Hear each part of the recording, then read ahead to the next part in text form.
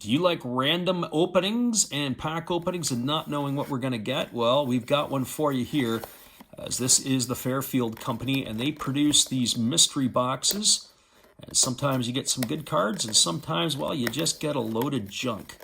And that is sometimes what you get. So if we can get into it, usually the best way to get in is through the bottom, so that way there, everything doesn't spill out on you and fall to the ground, and that's sometimes what happens in these boxes. But it does look like we have a pack at the bottom, maybe two. And our cards are in the top, so nothing else there. And what do we have for our pack? Do we have one pack? Oh, it's another one of those Panini Elite Extra Editions. We did one of those before. So let's see how we do today and see what we can get. So we're going to start it off with a future star of Jesus Luzardo. He's never really turned into the big star.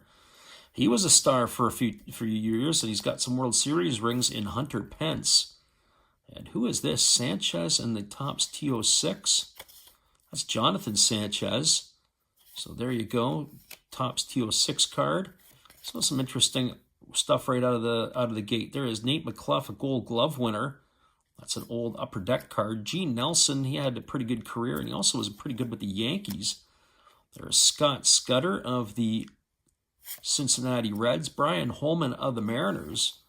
And these ugly yellow ones from the early 90s. There is Darrell Irvine.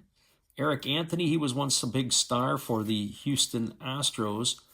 There's Bruce Chen. Bruce Chen, if I'm not mistaken, represented Panama in international play. There's Luis Salazar of the Chicago Cubs. There's Jeff Montgomery. We saw one of his cards in one of these other Fairfield breaks too. And Montgomery had some pretty good years. There's Inky, Pete Incaviglia with the Texas Rangers. There's Mike Moore, had some solid years with the Oakland Athletics. Fred Manrique, infielder for the Texas Rangers, and I got to flip it over. And there's Bruce Hurst. Bruce Hurst was doing some work for Major League Baseball Envoy, if I'm not mistaken. The crafty lefty who had spent many a year in the big leagues. There is Mike Witt. He had a no-hitter, or a couple of no-hitters to his name. Marty Barrett, second baseman for the Red Sox. We followed up with Teddy Higuera of the Milwaukee Brewers. Higuera, if I'm not mistaken, was he's Mexican.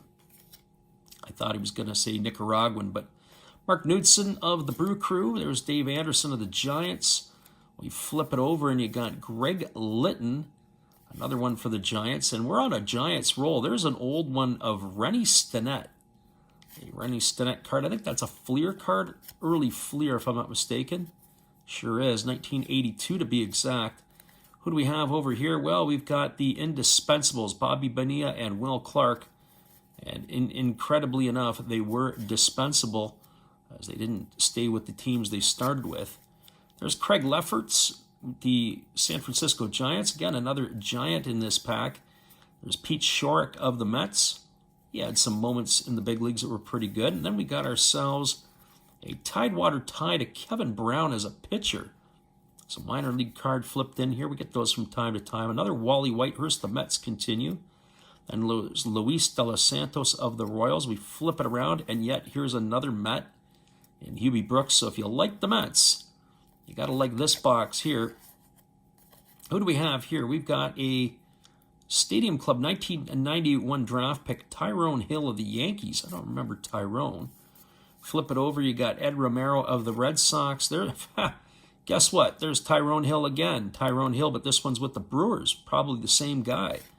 Two different Tyrones. Or at least the same Tyrone. Two different cards. Jeff Reed of the Reds. There's Jeff Brantley. He had a decent career. I've heard him call some games on the radio, and he's a little bit suspect to listen to. I'm not so sure I like listening to Brantley. There's Jimmy Key, another crafty lefty, Toronto Blue Jays from once upon a time. There's Tom Browning. Unfortunately, he passed away recently. I think it was in 2024, maybe 2023. Another old Fleer card. This is of Tom Foley, shortstop, and there's another one of Ted Power. And we wrap it up with another Fleer card and another Cincinnati Red of Nick Isaski. Well, that's that one. Now we got to get ourselves into this break of the extra edition. And we had a Carlos Rodon that we pulled in another one of these earlier on. And it was a numbered card. So I don't know what we'll get out of this one here. Hopefully we'll get something decent. And we got a Toronto Blue Jay outfielder. We got something thick in the middle and turned around. So maybe we got an autograph card here. So let's do it this way. We're going to show you the first one. That's Prignato. Then you got Sam Hentges. He made it to the big leagues, and he's had some time. He was with Cleveland and a few others. Who's our next card here? We got Jake Reed. That is of the Minnesota Twins. And we're going to do another one here. Let's do this one before we do the turned around cards. So we've got ourselves TJ Antone. He also was in the big leagues. He's with Cincinnati there. So a couple of big leaguers in this pack. And it's going to be Trace Lohr, and it is an autographed card. What do you know? And it's numbered, too. And he was an Oakland A's shortstop. Trace Lohr and an autographed card. Well, that's kind of cool. Unfortunately, Trace Lohr, we don't know who he is. Franchise futures. I'll have to go and take a look and see if he became anything or what level he got to, but I don't remember Trace Lohr at all. Well, there you go, everybody. That's another one of those mystery box breaks. We hope you enjoyed it. Come on back and see us again. We'll do it all over in the future once again, and maybe we'll get another Trace Lohr. Have a great day, everybody.